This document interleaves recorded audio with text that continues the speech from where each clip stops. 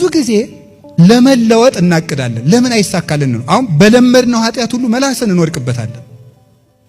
ለምንድን ነው ካላችሁ ንቃት ስለሌለን ነው ንቃት ማለት ሰይጣን ቀድሞ በጣለን ነገር ሊጥለን ሲል ምክንያቶቹን ነቅተን መከታተል ማለት ነው እሱን ማለት ነው ምን ማለት እንደሆነ እንገራችሁ ከቃሉ ጋር ናችሁ ለምሳሌ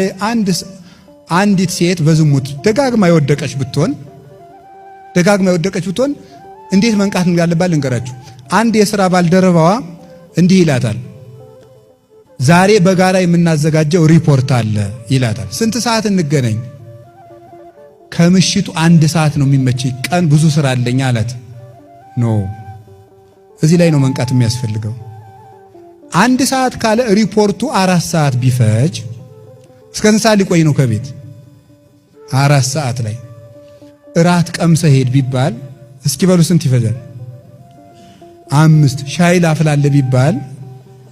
6 እዚህ ኋላ ምን ይሆናል አልነገርም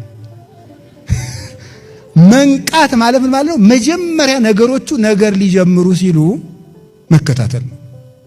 መጀመሪያ ምክንያቶቹን ነው ተዓቀብ እምንውሳት ከመይትደቅ በአብያት በታላላቆቹ እንዳትወድቅ መጀመሪያ ከጥቃቅኑ ተጠንቀቅ ይላል መጽሐፈ መነኮሳት እና መጠንቀቅ ማለት መጀመሪያ በለመድነው ነገር የሚከፍታቸውን በሮች ሰይጣንን እነሱን ነው ማየት ኃጢያቱ ከደረሰ በኋላ ከመታገል መጀመሪያ ሊመጣ ሲል በር መዝጋት ነው መንቃት ማለት ይሄ ነው አላችሁን ሌላው መትጋት ማለት ማዘውተር ማለት ነው እስኪ ማዘውተር በሉ እስኪ ካሁን በፊት የገቢ ማሰባሰቢያ ላይ ተገኝታችሁ የምታውቁ ሌላ ቦታ እጃችሁን አውጡ እንጂ በደም ከፍ አድርጋችሁ ካሁን በፊት እኔ አልተገኘውም ለካ እሺ እግዚአብሔር ይስጥልን ስለዚህ እንንቃ በሉ እስቲ መንቃት ማለት መትጋት ማለት ነው እንግዲያው ምን ማለት ነው መትጋት ማለት ደግሞ ማዘውተር ነው እስኪ አንድ ጥያቄ ልጠይቃችሁ ወታደር ስፖርት ይሰራል 5 ዓመት ስፖርት ሰርቶ 15 ዓመት ቢተኛ ወታደር መሆን ይችላል አይችልም ስፖርት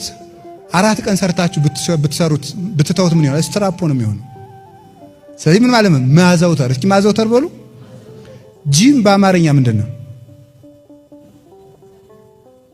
የአካል እንቅስቃሴ ማለት ነው አይደል ፍቹ ኮንቴክስቹዋል ነው ወይስ ቃል በቃል ነው በቃ ተውትሽ እሺ የጂም ቦታ ምንድነው የስፖርት ማዘውተሪያ እስኪ የስፖርት ማዘውተሪያ በሉ ማዘውተሪያ ነው ለምን ማዘውተሪያ የተባለው በራሱ ተርሙ ማዘውተሪያ የተባለው ለምንድነው አንድ ነገር ሲደጋገም ነው ጠባይ መሆን የሚችለው